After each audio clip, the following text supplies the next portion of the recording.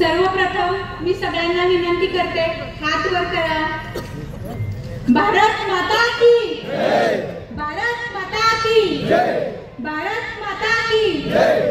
आज अकलूज नगर परिषद निवडणुकीसाठी भारतीय जनता पार्टी व महायुती उमेदवाराच्या प्रचार शुभारंभासाठी सर्वप्रथम मी शिव, शाहू, फुले, आंबेडकर आणि माता अहिल्यादेवी होळकर यांना वंदन करते, विनम्र अभिवादन करते आणि आपल्या नगरीच्या ग्रामदैवत माता अकलाई देवीला नतमस्तक होते आणि या ठिकाणी प्रमुख उपस्थित मान्यवर माता भगिनींचे स्वागत करते।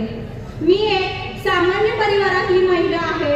माझ्या घरात कोणताही राजकीय वारसा नाही। माझे सासरे शैलेश कोकणे साहेब हे वरिष्ठ शासकीय अधिकारी म्हणून रिटायर झाले आहेत। आमचा कोकणे परिवार हा सुसंस्कृत व उच्च शिक्षित आहे। मी स्वतः सावित्रीबाई फुले पुणे विद्यापीठातून M.Com हे शिक्षण घेतले आहे।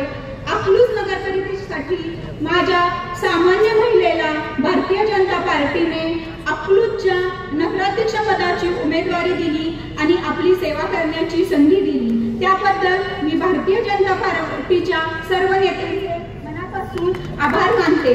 माझ्यासाठी ही उमेदवारी अकलूज परिसराचा विकास करण्यासाठी मिळालेली एक संधी आहे।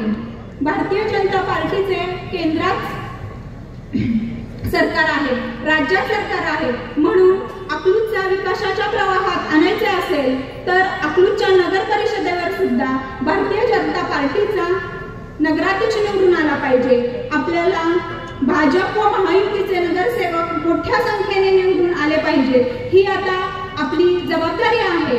राजकारणात कोण काय म्हणते हे माझ्यासाठी महत्त्वाचे नाही, तर मला अकलूजला शिक्षण, आरोग्य, पाणी, वीज, स्वच्छता आणि सर्वांगीण विकास करायचा आहे आणि हे भारतीय जनता पार्टीशिवाय शक्य नाही।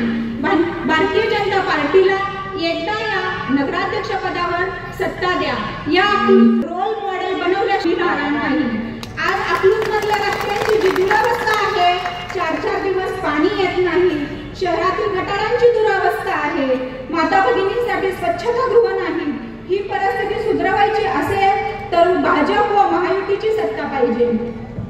अकलूजकरांनो, तुमची सून म्हणा, तुमची बहीण म्हणा, तुमची मुलगी म्हणा, मला एकदा संधी द्या, एकदा मतदान द्या, ही हात जोडून विनंती करते।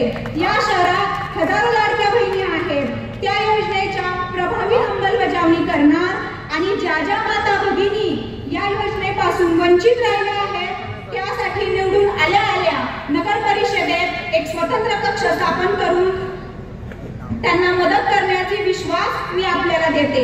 अकलूजच्या जनतेला मी एक विनंती करते, मला एक संधी द्या अकलूजच्या उज्ज्वल भविष्यासाठी, मला एक संधी द्या स्वच्छ व सुंदर अकलूज बनवण्यासाठी, मला एक संधी द्या आपल्या लाडक्या बहिणींसाठी, मला एक संधी द्या विकसित अकलूजसाठी। आपल्या सर्वांचे मनापासून आभार मानते, मला आशीर्वाद द्या। धन्यवाद। जय हिंद, जय भीम, जय महाराष्ट्र। धन्यवाद ताई। आपल्या पाठीमागं राज्यामध्ये देवाभाऊ, जिल्ह्यामध्ये जयाभाऊ आणि तालुक्यामध्ये रामभाऊ आहेत। काळजी करायचं